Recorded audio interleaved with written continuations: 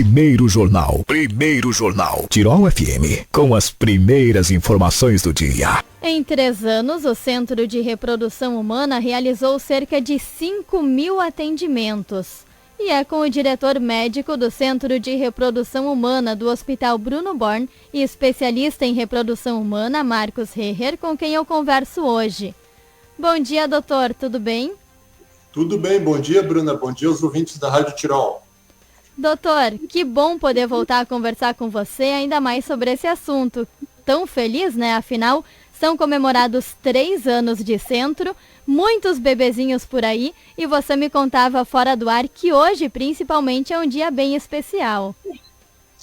Hoje para nós é um dia de festa, um dia de celebração, porque nós estamos comemorando 3 anos do primeiro atendimento, da primeira consulta, quando abrimos as portas, né? E como era um projeto muito desafiador, de alto investimento, de alto custo de manutenção, só o futuro diria como que se daria, e graças a Deus funcionou muito bem, e nós estamos cada vez mais atendendo pacientes, não só aqui da região dos vales do Taquari, Rio Pardo, mas de todo o estado. São ao redor de 100 municípios que já recorreram ao atendimento aqui na nossa instituição. Doutor, reconta pra gente sobre o Centro de Reprodução, que é um dos mais modernos do país.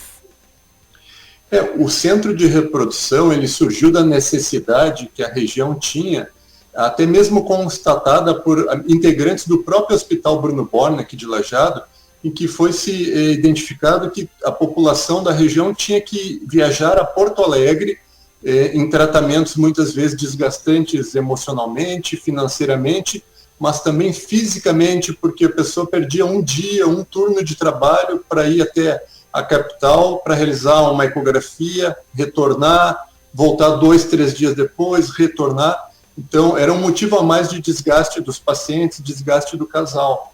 Então, para poupar a população dessa região, que era desprovida desse tipo de atendimento, surgiu a ideia de implementar aqui no hospital um centro de reprodução, né? E realmente foi bem sucedido, foi exitoso. Então, hoje a população conta com esse tratamento e todas as técnicas disponíveis no mundo, os melhores tratamentos, os tratamentos que estão à disposição em São Paulo, em Nova York, podem ser encontrados aqui em Lajeado, como análise genética dos embriões, análise do microbioma uterino, que a gente chama de análise da flora uterina, a investigação das perdas gestacionais. O que tem de mais recente e de disponível na área da reprodução humana assistida pode ser encontrado aqui no Hospital Bruno Born, sem a necessidade de deslocamento, então, a outras cidades ou até mesmo até a capital. A gente sabe que tudo evolui muito rápido, descobertas, novidades, principalmente no segmento da saúde, são constantes. Daí eu gostaria que o senhor comentasse com a gente se houveram algumas mudanças nesses 3 anos, se podemos chamar assim, nos tratamentos e atendimentos do centro. Houve mudanças significativas. A cada ano surgem novidades, surgem avanços que estão contribuindo para que os casais tenham mais chance de engravidar quando se submetam aos tratamentos de reprodução assistida. Em várias esferas, né? Vou dar um exemplo. Protocolos medicamentosos, nós usamos atualmente injeções importadas para aplicar na mulher, na paciente, para estimular os seus ovários, e o custo médio dessas injeções geralmente gira em redor de 5 a 7 mil reais, 6 a 8 mil reais. Então surgiu um novo protocolo que permitiu com que se gastasse cerca de 1.500 a 2.000 reais a menos. Então ainda exige um alto investimento financeiro, mas permitiu com que se gaste menos, mantendo a mesma eficácia do tratamento. Outra esfera que se evoluiu muito é a genética. Então, hoje nós analisamos geneticamente os embriões a serem colocados dentro do útero, podendo ser identificados, então, embriões que têm normalidade e não colocados embriões anômalos, que é uma das causas pelas quais os casais faziam 2, 3, 5, 7 tentativas, muitas vezes sem sucesso.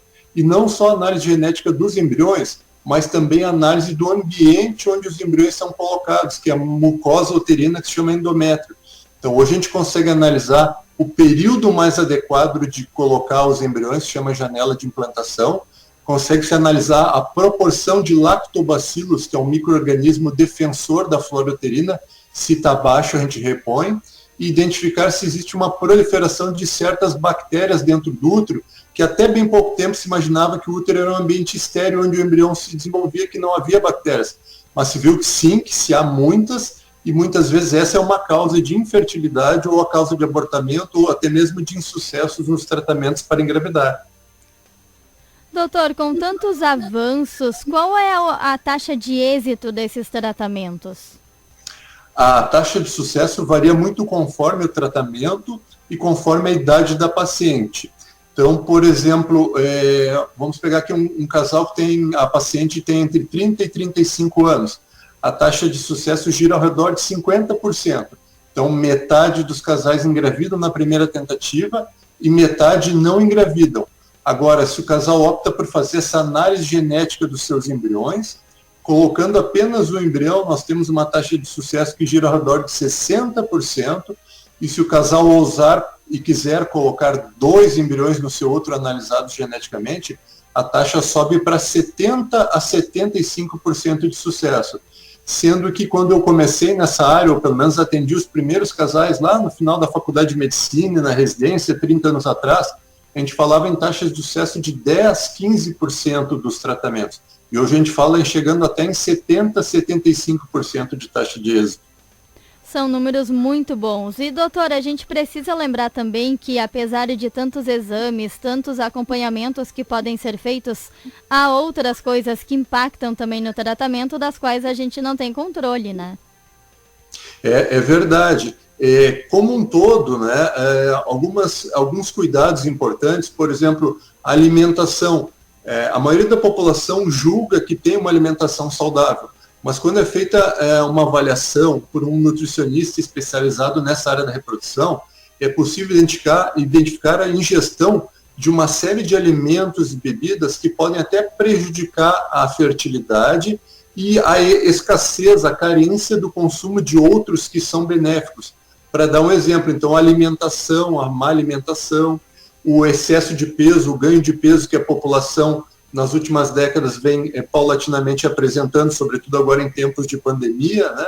Então tem algumas variáveis que não são somente o tratamento em si, a medicação, mas tem todo um suporte, tanto psicológico quanto nutritivo.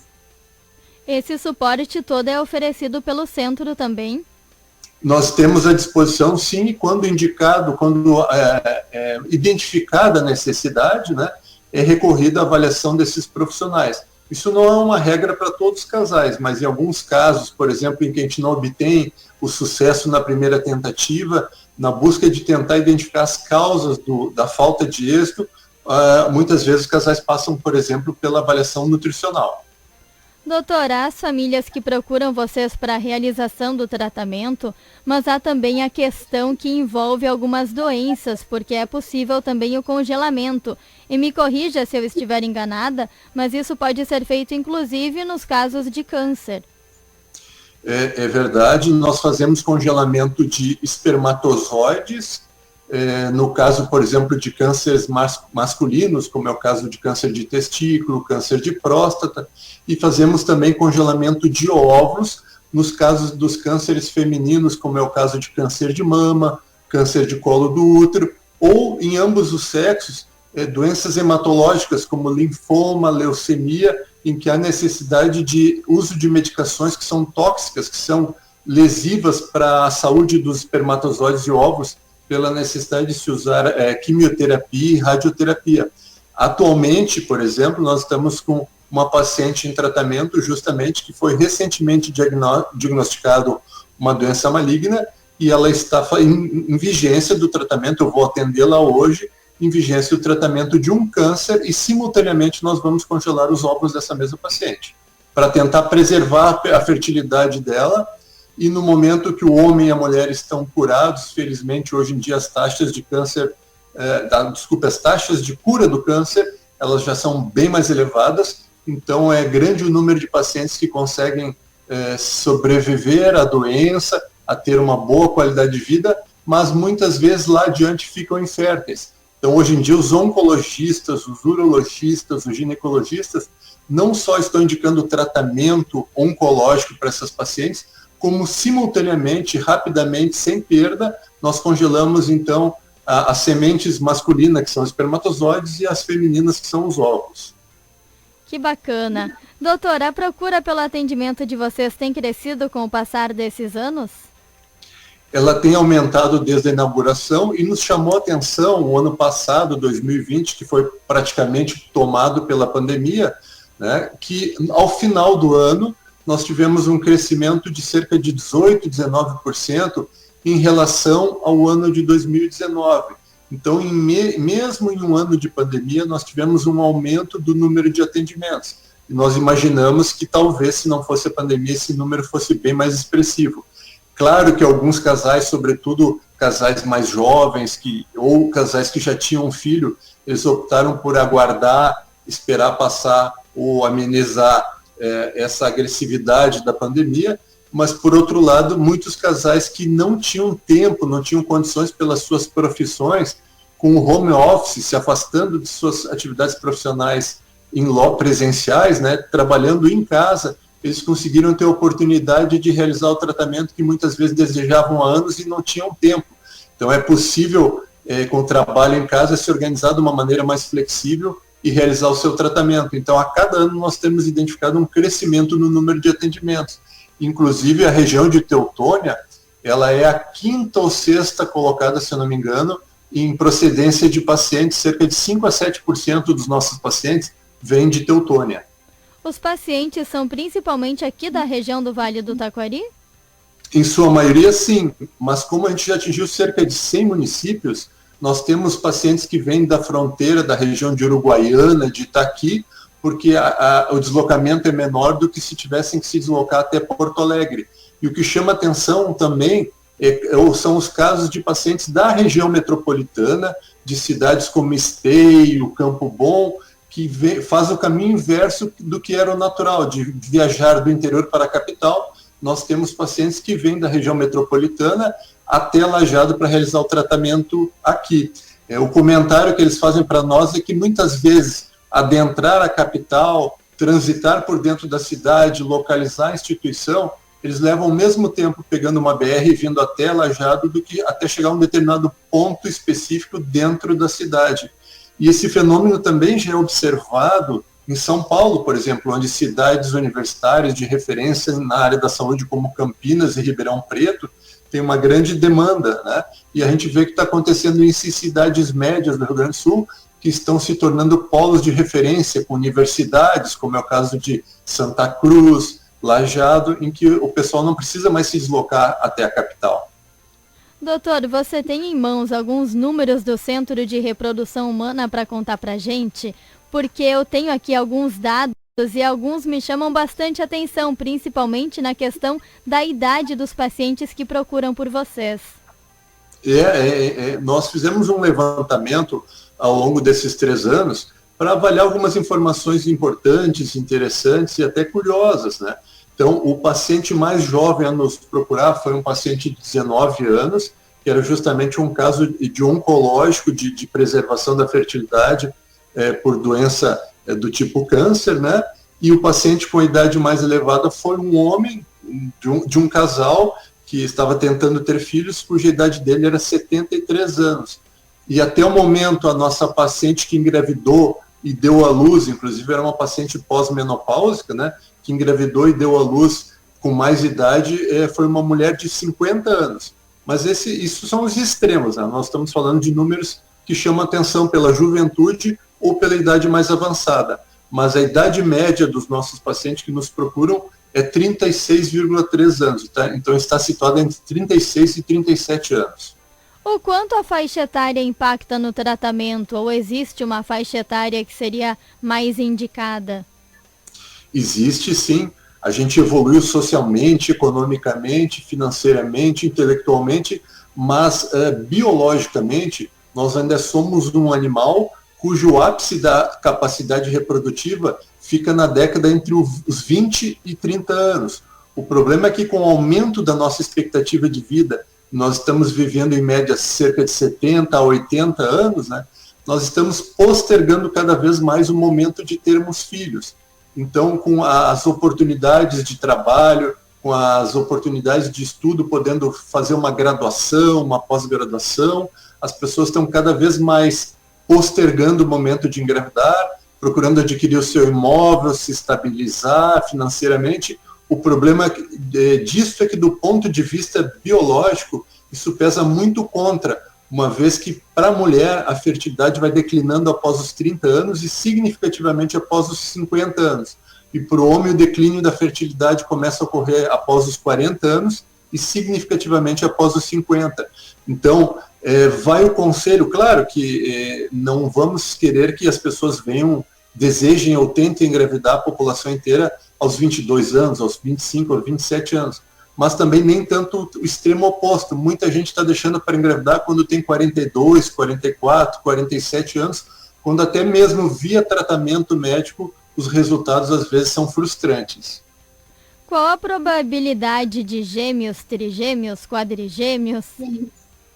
Ela depende muito do tratamento, mas como exemplo, a fertilização in vitro, que é o tratamento que propicia a maior taxa de gêmeos, de gemelaridade, onde a gente coloca diretamente dentro do útero da mulher um embrião ou 2 embriões se desenvolvendo normalmente, já em evolução. Quando nós colocamos 2, que corresponde à metade dos nossos tratamentos, os casais optam por colocar 2 embriões. Até aqui uma curiosidade, né? O número de embriões a ser colocado, existe um limite que é determinado pelo Conselho Federal de Medicina, mas quem decide o número final é o casal. Então, por exemplo, casais cuja mulher tem até 35 anos podem colocar 1 embrião no máximo. Desculpe, 2 embriões no máximo. Entre 36 e 39 anos podem colocar 3, e mulheres com 40 ou mais anos podem colocar 4. Pegando como exemplo os casais que colocam 2, que corresponde então à metade dos nossos tratamentos, a taxa de gemelaridade dos casais que engravidam gira ao redor de 25%, ou seja, de cada 4 mulheres que engravida, 1 tem gêmeos, o que é uma taxa muito maior do que engravidando naturalmente, espontaneamente, onde a taxa de gestação gemelar é menos de 1% quando se engravida natural. Então, nós elevamos muito nessa busca pela gestação, pelo sucesso do tratamento, nós elevamos muito a chance do casal ter gemelaridade quando ele opta por colocar 2 embriões. Mas não está acontecendo o que ocorria no passado, que se colocava 3, 4 com muita frequência, até mesmo em casais jovens, onde aí sim, tinha-se muito trigêmeos e quadrigêmeos. Hoje em dia a gente está tendo gestação única na sua maioria, e em alguns casos gêmeos, mas, por exemplo, em 3 anos nós não tivemos nenhum caso de trigêmeos ou quadrigêmeos, o que, por um lado, a gente tem que comemorar, já que essas gestações múltiplas elas são suscetíveis a complicações, seja do lado materno, seja do lado fetal. Doutor, mais algumas curiosidades nesses dados de 3 anos de centro de reprodução? Uma outra peculiaridade é que 2 tratamentos se destacam no mundo, e aqui em Lajeado não é diferente, são os tratamentos que mais estão crescendo no mundo. Então, um deles é a análise genética dos embriões pré-implantação. Então, cada vez mais casais que fazem o tratamento para engravidar, que realizam a sua fertilização in vitro, eles estão optando por fazer análise genética e colocarem já de antemão embriões que eles sabem que são normais, que não têm um problema genético e, portanto, propiciam maior taxa de gravidez e uma menor taxa de abortamento. Então, esse é um tratamento que a cada ano a procura aumenta, se estima que no futuro vai ser algo que vai incorporar a técnica. É como um avanço que surge, como o cinto de segurança que surgiu nos carros, que no início era um item opcional e depois acabou sendo incorporado como um item obrigatório. A gente acredita que a análise genética dos embriões antes da sua colocação no útero vai ser incorporada à técnica em breve. E outro tratamento que cada vez mais no mundo se procura e se tem crescido ano a ano é justamente a doação de óvulos e a recepção de óvulos, justamente pelo que comentamos antes, pelo fato das pessoas estarem deixando para engravidar mais tarde. Cada vez mais nós estamos tendo a procura de pessoas que querem doar óvulos e, sobretudo, pessoas que querem receber óvulos porque não estão mais conseguindo engravidar com seus próprios óvulos. Como funciona esse procedimento de doação? O procedimento de doação no Brasil, ao contrário de outros países, ele não é remunerado. Tem países que a gente até chama como doação, mas nos Estados Unidos, na Espanha, universitárias com seus 22, 24, 27 anos, por exemplo, elas fazem tratamento para estimular seus ovários, todos os óvulos são capturados daquele ciclo e são doados para uma paciente, mas ela é remunerada por isso. Já a legislação brasileira não permite esse tipo de tratamento que há remuneração financeira. Então, os casais doadores, geralmente são casais que encontram dificuldade em pagar o seu tratamento da fertilização in vitro. Então, eles doam metade dos seus ovos e ficam com outra metade. E o custo do seu tratamento vai ser arcado pelo casal receptor. Então, o casal receptor ele vai arcar com o custo de 2 tratamentos, o seu e o custo do tratamento do casal doador. No entanto, esse tratamento não é feito com uma finalidade de lucrativa, de ganho financeiro, uma vez que os casais que doam ovos, eles não recebem dinheiro, eles não pagam o tratamento na instituição. Na hora do pagamento, é o casal receptor que faz o pagamento. Sendo que é importante salientar que nesse tipo de tratamento é uma doação anônima, portanto, às vezes comparecem aqui pessoas que querem receber ou doar ovos e trazem um parente, uma irmã, um familiar. Isso não é permitido. Então, quem recebe, quem doa, não tem acesso à identidade do doador e da receptora. Porém, as receptoras recebem as informações necessárias para a escolha, como características físicas de cor do cabelo, cor dos olhos, pele, uma série de informações dos ancestrais, né, para poder fazer a seleção. Doutor, infelizmente o nosso tempo é curto, muito bom poder conversar com você hoje. Eu deixo ainda um espaço para as tuas considerações finais. Eu agradeço muito pela oportunidade, Bruna. Eu já tive a oportunidade de falar para a Rádio Tirol umas 3 vezes. Espero que estejamos aqui de novo conversando sobre o assunto lá pelo 5º ano de aniversário do nosso Centro de Reprodução, o 10º ano e assim por diante, ajudando cada vez mais casais e pessoas da nossa região a engravidarem e realizarem o sonho de terem os seus filhos. Com certeza, estamos sempre à disposição. Muito obrigada, bom final de semana. Eu que agradeço, obrigado igualmente.